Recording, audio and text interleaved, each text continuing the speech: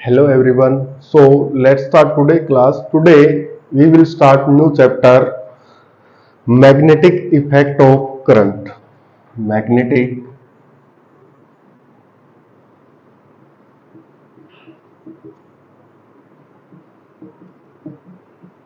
effect of current. आज का हमारा जो चैप्टर है वो है बच्चों magnetic effect of current. Okay, so इसमें हमारा जो सबसे पहला टॉपिक होगा वो होगा हमारा ओरिस्टेड एक्सपेरिमेंट। वो क्या होगा बेटा? ओरिस्टेड experiment. ओरिस्टेड experiment.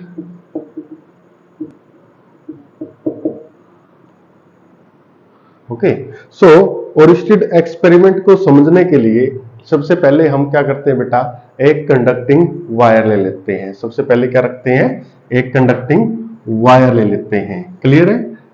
Let us suppose ये हमारे पास कोई भी एक कंडक्टिंग वायर है और इसके पास में एक कंपास नीडल रख देते हैं। यहां पर क्या रख देते हैं बेटा? एक कंपास नीडल। ठीक है ना? ये कंपास नीडल का काम क्या होता है बेटा?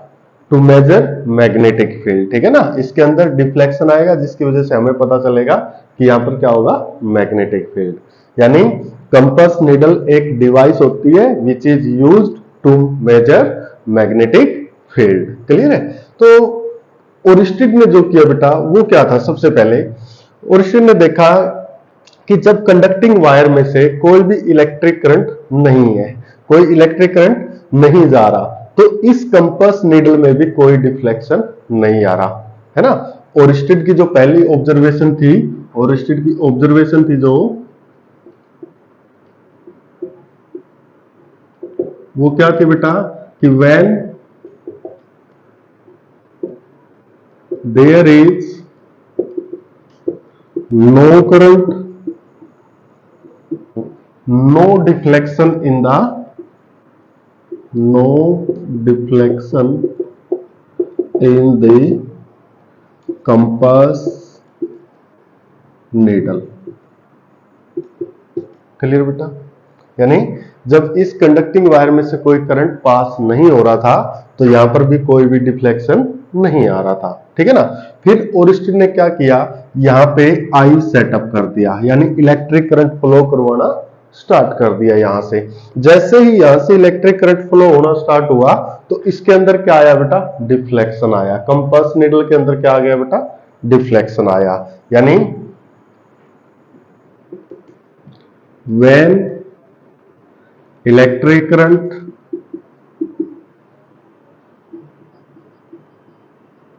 start increasing, the deflection, then there is a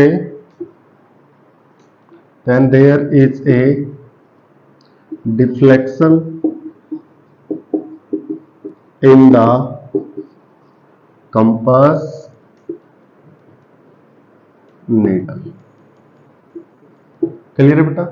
पहली ऑब्जर्वेशन क्या थी? पहली ऑब्जर्वेशन थी कि when there is no current then there is no deflection in the compass needle, but as the current start increasing, as we apply the current in the wire, then there is a deflection। okay, again he start increasing the value of electric current. उसने क्या किया? Electric current की value को बढ़ाया। तो इस compass needle में deflection क्या हो रहा था बेटा? इंक्रीज हो रहा था। कंपास नीडल में डिफ्लेक्शन क्या हो रहा था? Increase. But as we decrease the value, as we decrease the value of electric current, then deflection also start decreasing, then deflection also start decreasing। यानी थर्ड ऑब्जर्वेशन में क्या लिखेंगे कि when we increase the electric current in the conducting wire, the deflection also start increasing, but as we start decreasing electric current, as we start decreasing the electric current in the conducting wire, the deflection also start decreasing। Clear है बेटा? यानी मैं इसको mathematically when I increase, यानी I increase हुआ तो deflection क्या हो गया बेटा, डिफ्लेक्शन क्या हो गया, इंक्रीज हो गया। बट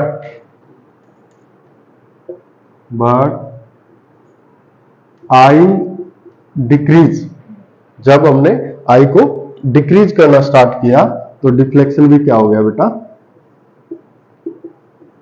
डिक्रीज हो गया, है ना। तो इन तीनों पॉइंट से हमारे पास ओवरऑल कंक्लूजन क्या निकला। ओवरऑल कंक्लूजन क्या है कि भाई यहां पे कोई करंट नहीं था तो यहां पे कोई डिफ्लेक्शन नहीं था। इस कंपास नीडल के अंदर डिफ्लेक्शन कब आएगा बेटा, जब यहां पर कोई ना कोई मैग्नेटिक फील्ड होगा, क्लियर है। लेकिन जैसे यहां पे करंट स्टार्टअप किया, है ना, इस वायर के अंदर करंट सेटअप किया तो इसके अंदर डिफ्लेक्शन आना स्टार्ट हो गया। जैसे जैसे करंट की वैल्यू इंक्रीज की, डिफ्लेक्शन इंक्रीज होता गया। बट फिर क्या किया, करंट को डिक्रीज किया इस वायर के अंदर, ठीक है ना। जैसे करंट को डिक्रीज किया तो ये डिफ्लेक्शन भी क्या हो गया, डिक्रीज होना स्टार्ट हो गया। इसका मतलब ये जो कंपास नीडल के अंदर डिफ्लेक्शन आ रहा है वो किसकी वजह से आ रहा है बेटा, करंट कैरिंग वायर की वजह से। तो इन सभी पॉइंट से हमारे पास एक कंक्लूजन निकाला ओरिस्टेड ने कि जो करंट कैरिंग वायर होती है वो क्या प्रोड्यूस करती है बेटा, मैग्नेटिक फील्ड प्रोड्यूस करती है ना। तो कंक्लूजन क्या होगा इसका,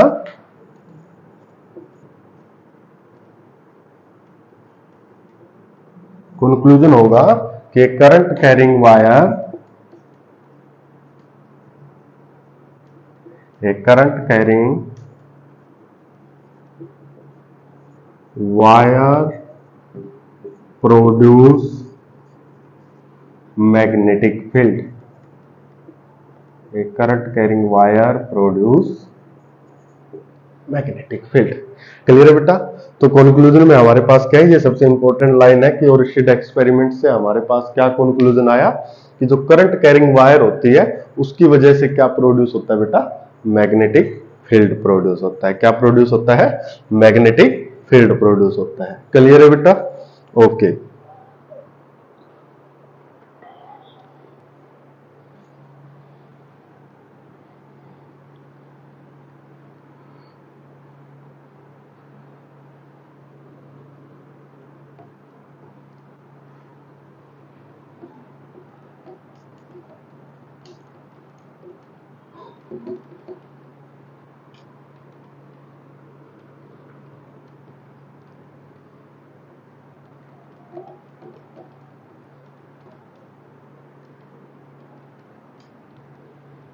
नेक्स्ट टॉपिक है बेटा हमारा मैग्नेट। नेक्स्ट टॉपिक क्या है बेटा हमारा,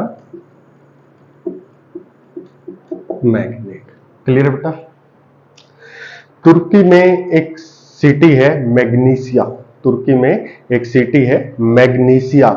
वहां पे जब साइंटिस्ट लोगों ने एक मटेरियल रिसर्च किया और उस मटेरियल का नाम रख दिया था क्या, मैग्नेट, है ना। मैग्नीसिया सिटी के नाम से ऊपर उस मटेरियल का नाम रखा गया था बेटा मैग्नेट। उस मटेरियल के अंदर क्या खास प्रॉपर्टी थी, उस मटेरियल के अंदर प्रॉपर्टी ये थी कि आयरन, कोबाल्ट, निकल, उन सबको वो क्या कर रहा था, अट्रैक्ट कर रहा था। लेकिन जैसे प्लास्टिक हो गया, इंसुलेटर हो गया, उनके ऊपर उसका कोई भी प्रभाव नहीं पड़ रहा था, है ना। तो उस मैग्नीसिया सिटी के नाम पर इस मटेरियल का नाम रखा गया जो कि क्या होता है बेटा, मैग्नेट। तो सबसे पहले व्हाट इज ए मैग्नेट। एक मैग्नेट क्या होता है, एक सब्सटेंस होता है जो अट्रैक्ट करता है small pieces of copper, iron, cobalt, निकल एक्सेट्रा। क्लियर है बेटा। Magnet, it is a magnet is a substance that attract small pieces of iron, cobalt, nickel etcetera. ठीक है बेटा। मैग्नेट होता क्या है बेटा, एक सब्सटेंस होता है जो आयरन, कोबाल्ट, निकल एक्सेट्रा को अट्रैक्ट करता है। दैट टाइप ऑफ प्रॉपर्टी जो मटेरियल रखता है उसको क्या बोल देते हैं, मैग्नेट बोलते हैं। क्लियर है बेटा। अब बात करते हैं एक मैग्नेट को कैसे रिप्रेजेंट करते हैं। क्लियर है? तो हुआ क्या बेटा, मान लेते हैं हमारे पास ये क्या है, एक मैग्नेट है ना, और ये होता है उसका नॉर्थ पोल और ये होता है बेटा उसका साउथ पोल। क्लियर है बेटा? अब यहां पे हमने क्या किया कि कुछ आयरन नेल्स ली और आयरन नेल्स को इस मैग्नेट के पास रख दिया गया। ये आयरन नेल्स को कहां रख दिया गया, मैग्नेट के पास। तो इस मैग्नेट में वो आयरन नेल्स ने क्या किया बेटा, एक पैटर्न सेटअप कर दिया। क्या सेटअप कर दिया, पैटर्न सेटअप कर दिया, जिसको क्या बोलते हैं, मैग्नेटिक फील्ड लाइन।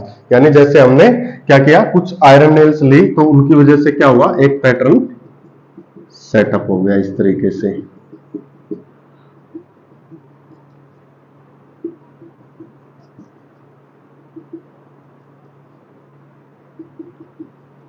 ठीक है बेटा? और जो ये डॉटेड लाइन होती है, ये क्या होती है, हाइपोथेटिकल लाइंस होती है। ये कैसी लाइन होती है बेटा, इमेजिनरी लाइंस होती है, रियल में एग्जिस्ट ये नहीं करती है। क्लियर है बच्चे?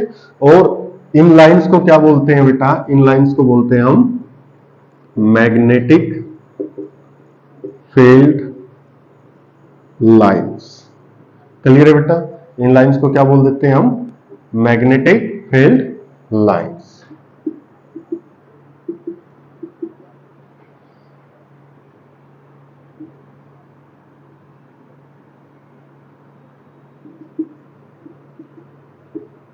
इस तरीके से। क्लियर है बच्चे? अब क्वेश्चन ये आता है कि सबसे पहला जो क्वेश्चन होगा हमारे पास कि ये नॉर्थ और साउथ पोल कहां से आए, है ना। पहला जो क्वेश्चन होगा या पहली जो प्रॉपर्टी है मैग्नेट की, वो क्या होती है कि नॉर्थ और साउथ पोल हमने इनके नाम कैसे रखे। तो हुआ क्या बेटा, जो मटेरियल पाया गया था उसको क्या किया गया, सस्पेंड किया गया, है ना। तो जब मैग्नेट को सस्पेंड किया जाता है यानी लटकाया जाता है, किसी भी धागे के साथ बांध के ऐसे लटकाओगे तो उसका एक एंड जो है वो हमेशा नॉर्थ में ठहरेगा और जो दूसरा एंड है वो साउथ में ठहरेगा, है ना। मैंने क्या बोला कि जब किसी भी मैग्नेट को धागे के साथ बांध के ऐसे लटकाओगे तो उसका एक एंड नॉर्थ में ठहरेगा और दूसरा एंड साउथ में ठहरेगा। यानी when A magnet is freely suspended, its one end always exist in north direction and other end always exist in south direction। ठीक है ना। तो वहां से क्या है, इनको नाम दे दिया गया और इनको क्या बोला गया, पोल। इसको नॉर्थ पोल बोला गया और इसको साउथ पोल। तो मैग्नेट की पहली प्रॉपर्टी क्या होगी बेटा कि when a magnet is freely suspended it always exists in north and south direction। Clear है बेटा? पहली प्रॉपर्टी क्या लिखोगे, when a magnet is freely suspended मतलब लटकाना, ठीक है ना। एक फ्रीली लटका देते हैं तो it always exist in north and south direction. Clear है बेटा? पहली प्रॉपर्टी मैग्नेट की क्लियर है।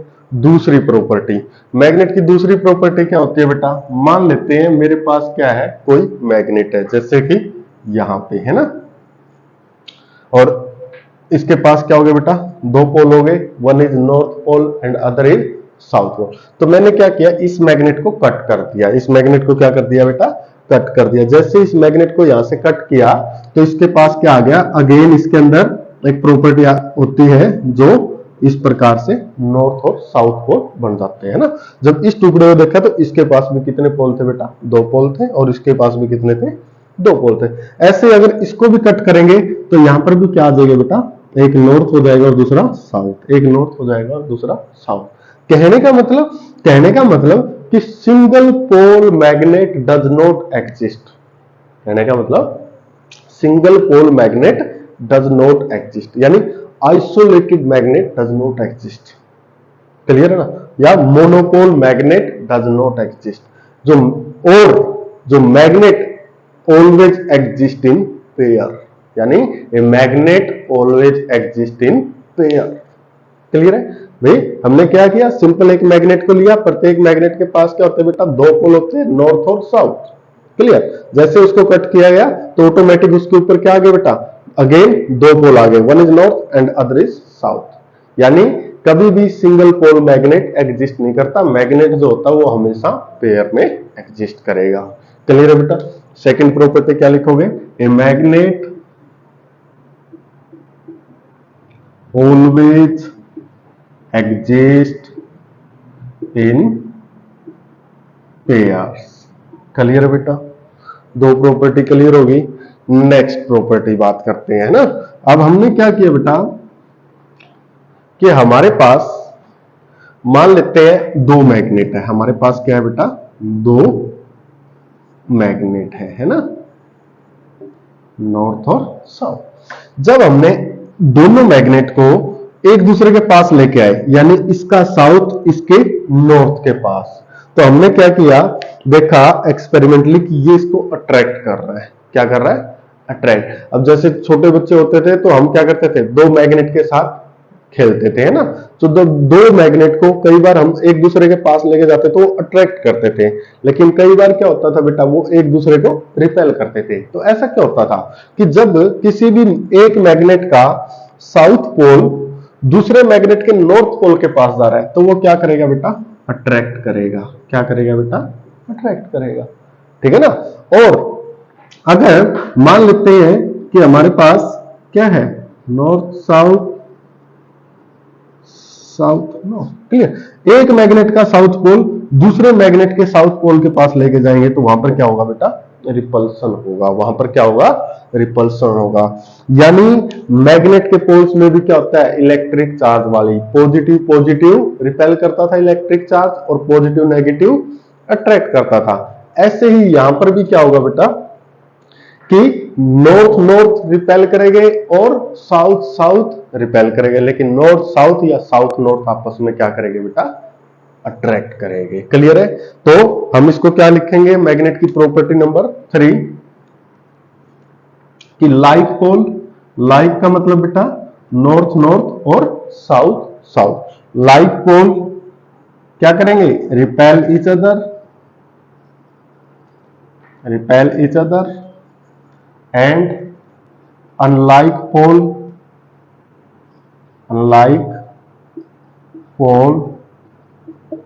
attract each other, क्लियर है बेटा। जो लाइक पोल होते हैं वो एक दूसरे को क्या करेंगे, रिपेल करेंगे, यानी नॉर्थ नॉर्थ और साउथ साउथ एक दूसरे को क्या करेंगे बेटा, रिपेल करेंगे, लेकिन नॉर्थ साउथ और साउथ नॉर्थ एक दूसरे को क्या करेंगे बेटा, अट्रैक्ट करेंगे। क्लियर है बेटा, ये पॉइंट क्लियर है। ओके। उसके बाद हम बात करते हैं, ये हमारे पास क्या हुआ बेटा, अभी तक हमने क्या पढ़ लिया कि मैग्नेट होता क्या है, एक सब्सटेंस होता है जो small pieces of iron cobalt nickel को अट्रैक्ट करता है ना। फिर हमने रिप्रेजेंटेशन देखी मैग्नेट की, इस प्रकार से मैग्नेट के पास दो पोल होते हैं, उससे इमेजिनरी लाइंस बाहर निकलती है, और इन इमेजिनरी लाइंस को क्या बोल देते हैं बेटा, मैग्नेटिक फील्ड लाइंस बोलते हैं। क्लियर। उसके बाद हमने मैग्नेट की प्रॉपर्टी डिस्कस की थी, ठीक है ना। और प्रॉपर्टी में हमने क्या पढ़ा कि मैग्नेट जो होता है, जब कोई भी मैग्नेट को फ्रीली सस्पेंड करते हैं तो वो ऑलवेज एग्जिस्ट करता है in north and south direction. Second property क्या था बेटा कि जो मैग्नेट होता है वो हमेशा पेयर में एग्जिस्ट होता है, single pole magnet doesn't exist. Third property क्या थी, like pole repel each other, यानी किसी भी मैग्नेट के लाइक पोल मतलब नॉर्थ नॉर्थ साउथ साउथ, वो एक दूसरे को हमेशा रिपेल करेंगे, और अनलाइक पोल जो होंगे वो एक दूसरे को अट्रैक्ट करेंगे। क्लियर है बेटा। तो ये था what is magnet and it's property. Now अब देखो हमारे पास क्या होगा, जो ये मैग्नेट है इसके चारों तरफ जो स्पेस और रीजन होगा, यानी द स्पेस और region around this magnet, the space और region around this magnet is called magnetic field. उसे क्या बोलेंगे बेटा, मैग्नेटिक फील्ड। अब नेक्स्ट टॉपिक हमारे पास क्या आएगा कि व्हाट इज मैग्नेटिक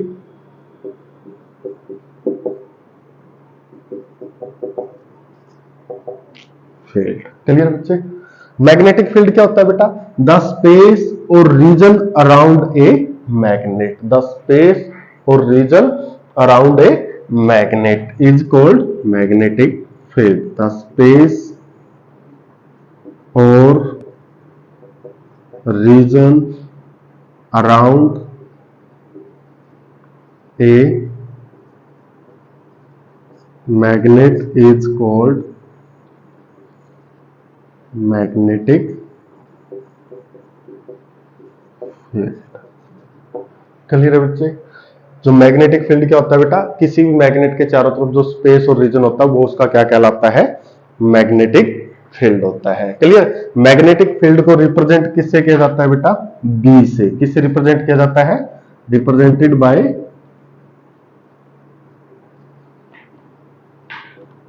बी।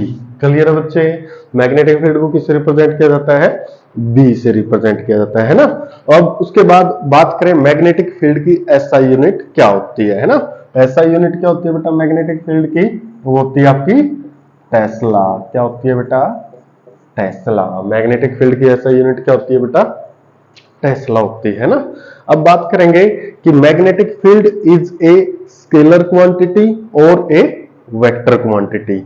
तो बताइए मैग्नेटिक फील्ड स्केलर होता है या वेक्टर होता है बेटा? तो मैग्नेटिक फील्ड क्या होता है बेटा? एक वेक्टर क्वांटिटी होता है। क्या होता है बेटा? मैग्नेटिक फील्ड क्या होता है? Vector quantity.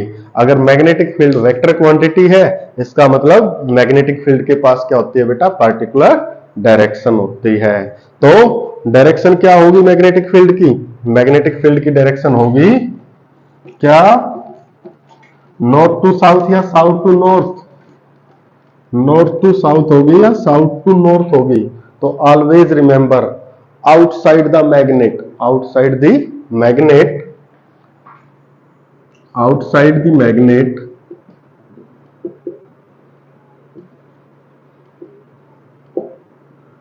outside the magnet the direction of magnetic field lines is क्या होगी बेटा? आउटसाइड नॉर्थ टू साउथ होगी। क्या होगी? North to and to S. But inside the magnet, inside the magnet क्या होगी? साउथ टू नॉर्थ होगी। Clear है बच्चे? जो डायरेक्शन ऑफ मैग्नेटिक फील्ड होती है अराउंड ए मैग्नेट वो outside the magnet north to south होती है बेटा, और इनसाइड द मैग्नेट क्या होती है? साउथ टू नॉर्थ होती है। ठीक है ना? South to north. That's why magnetic field क्या होता है बेटा? एक वेक्टर क्वांटिटी होता है। क्लियर है? ओके। और जो ये बार इमेजिनरी और हाइपोथेटिकल लाइंस थी इनको हमने क्या बोला था बेटा? Magnetic field lines. अब क्वेश्चन ये है कि जो मैग्नेटिक फील्ड लाइंस है इनकी प्रॉपर्टी भी होती है। जो मैग्नेटिक फील्ड लाइन है ये इस मैग्नेट के अराउंड ओपन लूप बनाती है या क्लोज लूप? तो बताइए मैग्नेटिक फील्ड लाइन कैसे लूप बनाएगी बेटा? मैग्नेटिक फील्ड लाइंस कैसा लूप बनाएगी? अब हम बात करते हैं।